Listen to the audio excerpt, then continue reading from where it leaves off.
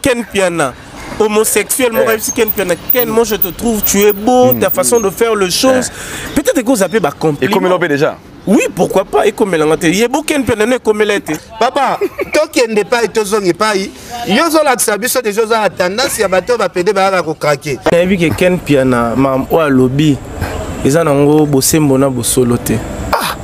Mais Ferran n'a pas cité. Non, Azan n'a pas cité. Qui vous a dit que Ferran n'a pas cité? Salut fidèles internautes, vous qui nous suivez de partout à travers le monde dans votre émission Leader Show. Bonjour et bonsoir à l'ère à laquelle vous nous captez. Nous sommes bel et bien en RDC, précisément dans la ville et province de Kinshasa et Sika plutôt Salabongo. L'émission Nabiso, tout ça bon, émission tout ça bon, tout ça analyse sur des actualités qui dominent sur la toile. Je suis pas seul, je suis accompagné avec Ken Piana Makizembe, Oboebi, pourquoi pas aussi à avec Jean-Cy Luonda, attitude égale à respect désormais, bon mais ça n'a pas mingi parce que c'est aussi parmi ma tête bien faite à il y a chronique Nakata Kinshasa. C'est déjà, je suis complicité avec les régies, je n'étais pas déjà de dire salutations à mes invités. Jean-Cy Luonda, salut mon frère. Je te salue affectueusement, Aridor Bokwala, le Brésilien. Bonne santé. Ouais, santé Salinga très bien, Naza vraiment très bien. Et là quand on le balabato, bah la biso, parce que c'est pour une première. Pour voir la place Ken Piana. Il y a plutôt. Non, je me suis déjà préparé. Merci beaucoup. Moralement, mentalement. Et puis je vais en profiter parce que la chaîne Père Moulin, Fimbu, Otopé Aïdor, Bateau Bamesana. Moi je fais une année dans un écran parce que je devrais finir mes études. Na 6e master déjà à Dubaï. Je suis à Kinshasa, mais est-ce qu'on a répondre à la télé? Est-ce que je suis chez RTVS 1 chaque samedi à partir de 10h, Industrie musicale, une émission qui va promouvoir les artistes. Est-ce qu'on a un net boué, une émission on a un peu bandolega na pitopa. On a film na film. Oui, bien, déjà après, non, parce qu'il y a une banda. Merci. Pesa, quel peu de micro. Ok. Ça sera comme ça. Ya Pito, salut. Ouais, salut Aïdor. En tout cas, on a passé dans une botte na franchignon. Merci beaucoup, comme d'hab. Au fait, Emmanuel Dodi, il a dit que tu as un rendez-vous spécial. Le 16 juillet na Fikin. Vraiment, les jours on a bien si batunyo surtout au yobaza a problème. Baya vraiment que ça la biso bien. Surtout na Congo na biso talaka. Ndenge to ça l'émission le lobo et Aïdor naza pena na mawa réclame makasi. Bande qu'on a biso à théâtre te bazo lukisa moura parce que moura azana ba audio oyo ya bande ko théâtre o basala ka kipedi. Donc ba audio o batinde la naka ya bolingo. Mouraza na nyonso na maboko sikoyo problème comme sikoyo tellement mourazu ba audio na pesi yango moi quelque batou da ba porter moura ba plainte bazo luka ba kangai en tout cas petit na moura bima yaka biso ba veno tozali muto kango azate muto abangi so azate po biso tozali eza ba audio na bango moko da tozo mona bino ba artiste comédien bote mona ba cara danger bosa la ba staff a danger ko panza ba bala na ba boîte OK et belé boza ba PD donc moura ba audio na yo soki osali sous 3 jours obimité en tout cas ndamba ba audio oyo tindela nga en tout cas nga na panza na nga ponga na nga itilerte na kufa na likambo na mutema. Alors Ken Piana yo pardon avant de passer Jean-Cy Luonda Ken Piana n'aime que ça lui passe mais est-ce qu'il peut déjà plus le lobela sous les lots na sur la toile. Bon, qui PDC loko ya lobela, moni ndeko nanga Jean-Cy Luonda, eza première fois tozana na plateau. Qui PDC loko ya lobela parce que génération baleki o ezoya tokola ksa bango monde yana ki PDT. Photo la ksa bango nzela lo sambo nzela ngendo sambela parce que Congo na biso to mona ba magicien, ba marabout, batu ya ba mystique ya ndenge na ndenge et biloko wana nyonso tout et faire avancer mboka na biso te. Donc mboka na biso ils ont mérité elongi ya Nzambe. Mboko ils ont mérité eza la délivrer dans le sens que tu pratiquer ba magie trop na mboka oyo, tu pratiquer ba magie, tu dois aboutir na rien. Magie na biso soki ezala ya buzoba, c'est mieux to lukato tika ngo parce que to mona kindoki ya mundele, ba hélicoptère, mituka bato komi olia ba sardine à boîte, ba spaghetti kindoki ya mundele et ça ngana tola la molilité pour ezala kindoki ya molile zo sala tokendo toka mai na fleuve te na ndaku na yo pompe ye koti kindoki ya mundele et ça li babiloko ebele to lati nyonso to lati o na micro to simbi et ça qui ndoki amundele. Moi personnellement tant au lobby qui PD aujourd'hui nous sommes en plein 21e siècle. Vous encouragez qui PD libre. Vous encouragez qui PD j'en sais. En fait encourager c'est trop dur. Mais chacun de nous est libre en fait. Mais ça qui est nzambe en fait nzambe a un problème l'éternel nga mansaka na nga mansaka na nga ta ken mamna. Non na lo bande m'avait été Nathalie yango parce que ba PD nyonso ba ça nzaka propre. Mais oui nazo bisa yo parce que c'est impossible de côté la bas passager. En fait na moi moi je me permettre de comprendre en fait.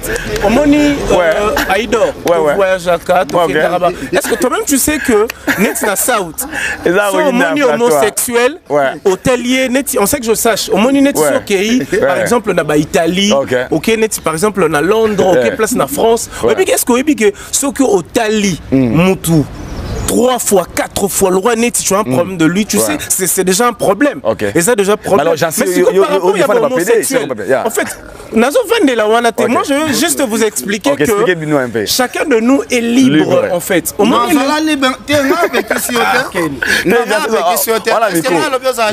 alors, toujours bien coiffé. Non, na pekisi mutelo. En fait, moi je suis pas contre ou pour ken ngazolo baboy. Bato bayebi ngai. OK. Moi je veux dire ceci, na homosexuel au hôtel Abisso parce qu'on est suivi aussi de partout. Et ça fimbu na fimbu et Aïdor, ba Congo Esengo, ba chaîne est belé. Bato hôtel Abisso, au moins on appelle la majorité 90% de batal Abisso, on appelle homosexuel. Au moins on appelle bato batal rappel film ou film baza homosexuel. Donc tokoki ko léser bango te. Neti na ka oyo lobi ke ba audio na bango ezali. Moi je trouve ça normal. So neti mutana sentiment na ye envers par exemple Aïdor, to envers Ken Piana. Poni na ro ebisete. Yo ekomela opé. Ko bombango. So neti mutana Ken Piana. Homosexuel, moi je te trouve, tu es beau, ta façon de faire les choses. Peut-être que vous avez des compliments. Et comme l'opé déjà. Oui, pourquoi pas, et comme l'angate. Il y a beaucoup de personnes comme l'angate. Non, comme l'angate. En tout cas, déjà. Personne moins loge moro. Déjà, mon ingano, pédé, garçon, oh, déjà que Joyo, alinga abiso. Vous comprenez? Parce que mon temps là, on a qui mobile. Amwana mobala tika pena mandef papa tokende pa etozongi pa yozo la tsabiso des choses à tendance ya bato ba pede ba ko craquer joli kabelo CPI ah waso netika kana film. Donc ezala ndenga mabete na qualifié PDT dans l'obité que yoza PD mais na ebaki nanga ozala contre nga en plus ozala déranger te pour na soulever sujet ozala déranger te mon frère chaque muta na ndenge na to bota maki to yaki mokilo mboka pardon zala à l'aise toi la débit pourquoi ils ngol les homosexuels non na ça porter pour plainte ba porter plainte avant to ko mapake na beta bango pa makrof ozala pas ceux qui payent yoza bongo na ko beta non les coffres en pleine émission wanga azola quand émission c'est la vérité mais quel oibike ngala la ndarayo yo tango bamba beta wana émission ko c'est la bien émission ko c'est la bien te pour ozo pa les coffres dans les bisayo na bomba te pour ozo pa na ya to les coffres ya mobile quel bien ozo ngo pena ta misatu awa o sentir si ko émission oyo zelo romona ndé homosexuel bako non tala liboko nanga tsabote tala liboko oyo yo tsaboye je suis même sangata 20 €. Les homosexuels no liate. Mais ce gars a les boutiques, non c'est les promotions. Non c'est les promotions. La biloko na mabezate mon frère. Mon frère, tu vas pas encourager biloko yaya. OK. La PC a fini nimbote autre biso. On a fini. En plus, na koma na longoli na nukota ba théâtre na ba pasteur mon frère to taki mona a pasteur mais ils sont libres. Nous sommes en plein 21e siècle. Toi c'est pour les pasteurs homosexuels. En fait, je suis pas pour, je suis pas contre, je suis pas contre. Je suis pas contre, je suis pas pour. Mais moi je veux dire quelque chose. Peut être homosexuel, selon vous. En fait, moi je maîtrise pas le verset biblique. Non, juste une question en fait. Oui, une question. Un pasteur peut être homosexuel. Bon, s'il est libre, c'est sa façon de voir les choses. Parce que, est-ce que, bisous Tolandela, on m'a dit pasteur, Torolandela, Kibomoto Naye, Torolandela, Oyo, Azolobela Biso. Toi, tu connais combien de pasteurs européens, anglophones, américains? Est-ce que la Bible nous a permis un pasteur rose à la homosexuel, mon frère? Est-ce que dans la Bible là, est-ce que dans la Bible, tu dois vérifier, frère. On doit vérifier. Toi, tu peux prier dans une église au pasteur homosexuel? En fait, moi, je ne vais pas prier. C'est pas parce qu'il est homosexuel. Ouais. Et c'est ce qu'on a la portion Yangouya au Luka. Merci beaucoup. Ça c'est selon Jean-Cy Londa. Quel est un dossier oyo? Jean-Cy homosexuel Ken Pianane Ngabou. Papa ko bambela nga marambana. Vous avez des personnes depuis to banda ça na ba émission na lo bango nzamba zoka. Omona nga na email te na fâché. Oma biloko ya zo encourager. Ezala mon frère ko fongola sumbanga te ezala première fois na beta mutu na plateau mon frère. Et c'est la première fois que je suis allé. Et c'est la première fois que je suis déclassé mbanga pena mâchoire. C'est dans le bango voilà il n'a rien la première fois aux salles l'émission quand net aux anopé boué au moni malamo bazingi bisope awa bakeno place mo o no be bakena na hote mais ngama na soda ngabanga soda soda bakeseni yo lobela soda nini soda ko ya mais yo za mbanga se Tanzania nazo na problème mais yo sikoyo au mona pe ba soda homosexuel bakangi yo zo ti espère pas soda OK problème ezate continuer à appuyer ba pasteur ba bongo continuer à appuyer votre théâtre comme ça aussi les salons émission. Aujourd'hui les lots Jean-Cy au lobelo moboé na capitaine wa na s'appelle na siko tambo de réflexion mais siko na singa parce que na habité dans la religion na singa pour permettre moi je suis chrétien. Je vraiment homosexuel bon en vouloir en trotter. Je suis chrétien déjà dans une église au pasteur homosexuel. Et pourquoi chrétien homosexuel à Zalala? Dans une église dans une église oyo boli bisanga na bana soumet des fois. Soki bon homosexuel bon bolinga ngai na fingi binoté. Mais nga dans une église au pasteur aza homosexuel na osambela te. Déjà ngai parce que na Bible Jésus-Christ nous a montré à la guisa biso jewanate. Parce que l'église noni oh kenda na matete pas dadi. Ouais. Là pas dadi. Te nga sambela nga chrétien catholique. Na kina papa Emmanuel Dodi. Na limité. Biso ba église alinga peso ya matete o batu bagenda sambela mitakala basi na mibali. C'est pasteur angope ate abandimi ke après église boso nga banda ku mitakala. Poto ndima pratique yango. Parce que la monde est trop affectueusement na pasteur Denis Lesinga kanti église dans la matete. Pasteur Denis Lesinga APV église parce que ate ya mutu ta mais il y a une église à pasteur Denis Lesinga bandimi homosexualité. Là je ne sais pas. Et ouais talibango quel bien tout long la sujet oyo. Na kasi avec l'église moi za après pour ya matete ana.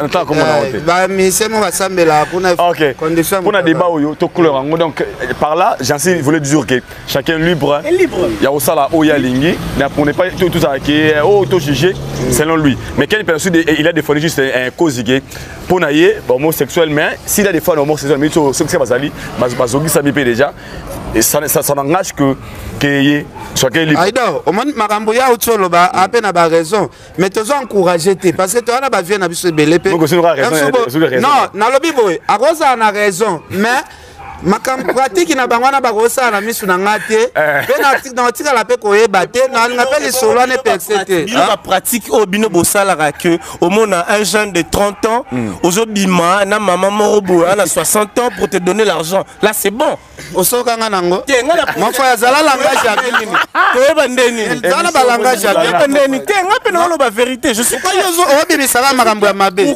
bon yebisa ngai ezapé lelope et lobe j'en profite vite fait parce que bino bolo baba audio ya baninge bimi ce que bino moko pe na yo pe no sabwe ba image no msu se bimi to mona pe bande comme ça to cité te au mona âge na mukie mais azo bima na maman na ye voilà ne tu là tu as obi ke ozoba ke depuis monsieur bandi yo zo provoquer na na ozoba ke depuis monsieur bandi yo zo provoquer Ken Piana Non, il faut soigner le langage.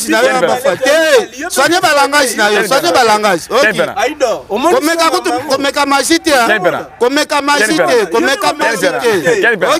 Quel pena? Yo bisanga kombo yo sala lelo na kisasa batutu ba eba ken piana. Yo bisanga ni. Yo na age no ngoza boy. Basi yo bimana baba na scène na age na. Abi biselo ba ko mona na kata mama mo. Zela kasite. Kasibo ndala kisoke ngala zo mama mo mbate. OK, Jassi, tu l'as dit. Jassi, Julani. Quel pena? Jassi. Zela, soki na bimisi bo. Ola sanga ndisi na bimana mama mkolo. Jassi.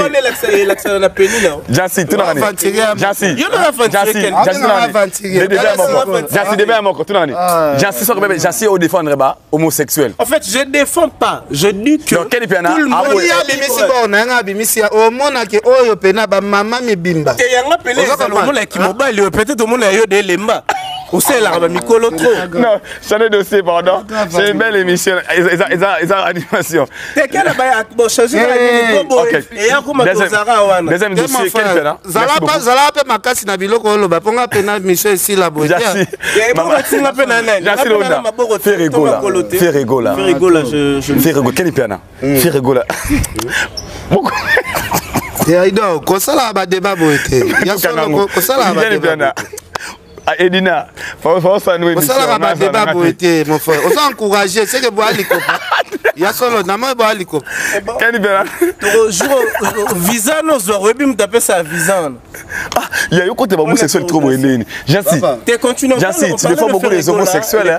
Combien la position à la télévision? En fait, chacun de nous est libre parce que Maramsou to ça la police. Jassi, toi tu peux te marier à un homme. Tu peux te marier à un homme.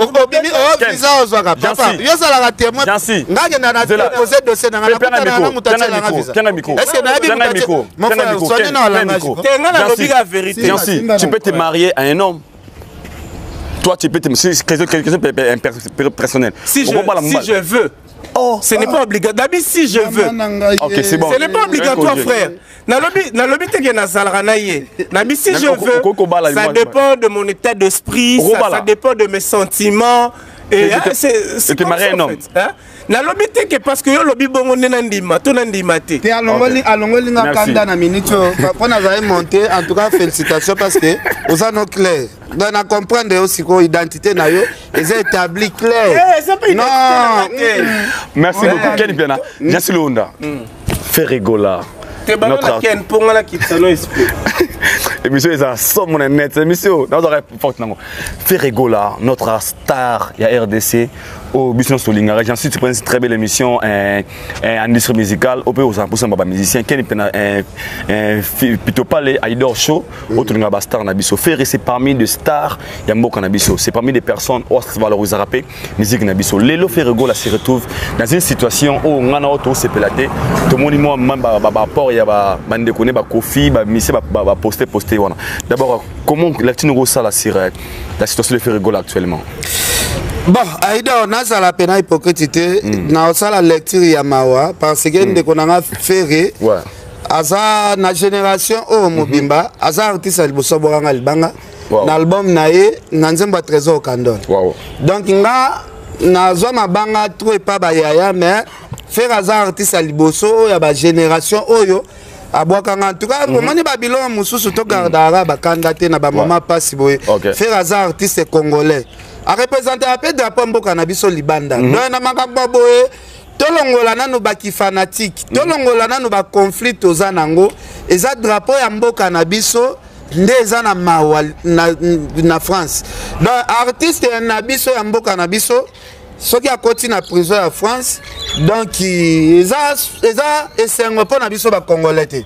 Donc biso ba congolais il faut tolongola vraiment o etali baka kingana kas kingana ka kingani no o komi likambo ya mboka o komi to défendre ndeko na biso congolais en tout cas pona nga na ko sala théâtre nyoso tout na ko lala na nga na meli champagne na lienyo so na ko lia mais soki na raisonner que ndeko na nga moko congolais fait raza na prison et ça la nga passe soki za la ki prison makala bon ngai bomona tenga to sala ba polémique po to yebe ezana ngo na mboka na biso moko ba intervention ko ya abima na ye mais wana eza mboka ya ba paya donc na osenga ba yaya na ye ya musique basangana bamona gouvernement basolola ba kota dossier ngo ndenge papa na Joseph Kabila a tiaka dossier papa Wemba poa parce que papa na biso Kabila nda sala papa Wemba abima faire penenga zana to senga ba langa nzembo nyoso tu ngalo na sepelaki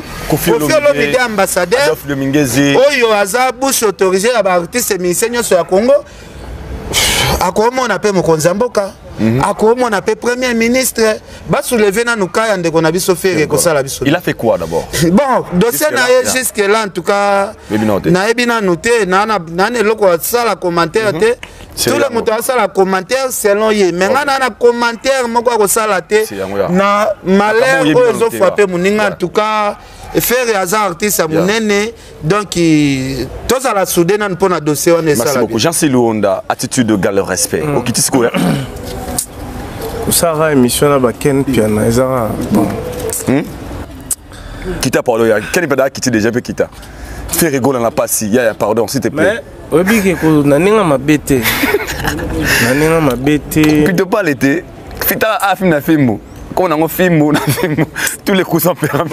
On parlait de faire. Moi, Emmanuel Dodi a défendu la paire et comprendre. Fais rigoler, Jean Sulonda. Bagba si pris, Kenny Piana, la permis. La question maintenant, c'est super. On a le bas. Nasi Badouba si Kenny Piana, Bagba ça on dirait ça contre Ferré. Mais ce message, je pense que Batou Batalango va comprendre qu'il n'attend pas si ne va pas mi bandeko. Moi je n'adopte pas ça déjà de 1 et puis n'a vu que Ken Piana mam o lobby ils en ont bossé mona bosoloté. Mais Ferrazan n'a pas cité. Non, Azan n'a pas cité. Qui vous a dit que Ferrazan n'a pas cité? Mais Ferrazan l'arrestation. Je lui salue affectueusement Ferregola, figure emblématique de la musique congolaise. Le padre, je rappelle à tout le monde aussi, son album Dynastie est déjà disponible dans toutes les plateformes de téléchargement. Allez-y, consommez. Au moins, les lots, on doit être vrai en fait. Moi, je vais être au milieu. Ils ont été pour tout contre parce que déjà dans la bonne côté. Au moni aujourd'hui, tout ça na problème moboé na Kinshasa to na Congo, richesse ya Congo. Ya liboso ne to ka ba coltan ba diamé za yango te. Ezara haine, ezara keto. Tout ça dans l'amour du prochain.